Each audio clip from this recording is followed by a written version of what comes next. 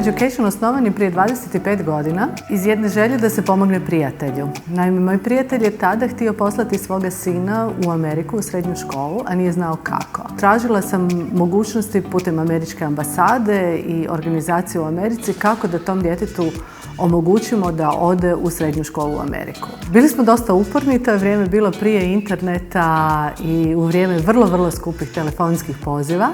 Dakle, slali smo si fakseve, uspjeli smo riješiti i dobiti i srednju školu i vizu i mjesto na programu. 6 mjeseci nakon toga mene je kontaktirao američki State Department sa upitom da li želim biti predstavnik programa kulturne razmjene između Hrvatske i Sjedinjenih Američkih Država i tako je zapravo nastao BHV Education. Od uvijek sam htio studirati u inozemstvu i kada sam bio prošlo ljeto u Oxfordu vidio sam da je to prava stvar za mene. Nakon što sam se vratio, kontaktirao sam BHV Education i oni su mi pomogli ostvariti taj san.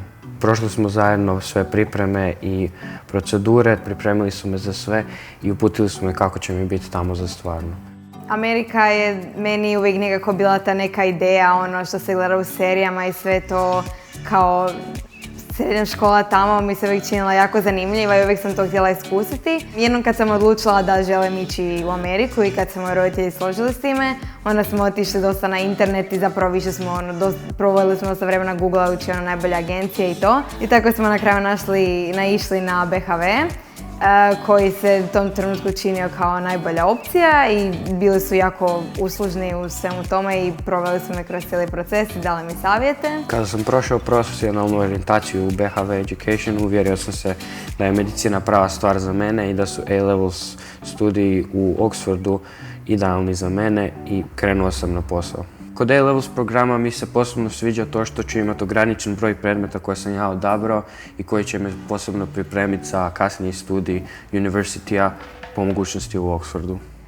Na programu su mi se definitivno najviše svidjeli ljudi, čisto zato što taj mentalitet i ta kultura je skroz drukčija, ali opet oni su bili jako uslužni, jako otvoreni i definitivno najdraži dio toga su bili moji prijatelji koje i dalje imam. Cijelo to iskustvo u Americi mi je pomoglo da shvatim da zapravo i želim živjeti možda negdje drugi što nije Hrvatska i zato sam odlučila da ću se isto tako prijaviti za fakultete vani i definitivno sam sigurna da mi je to iskustvo u Americi pomoglo da budem primljena na 2 dosta dobra sveučilišta u Velikoj Britaniji i jako se veselim ići tamo sljedeće godine.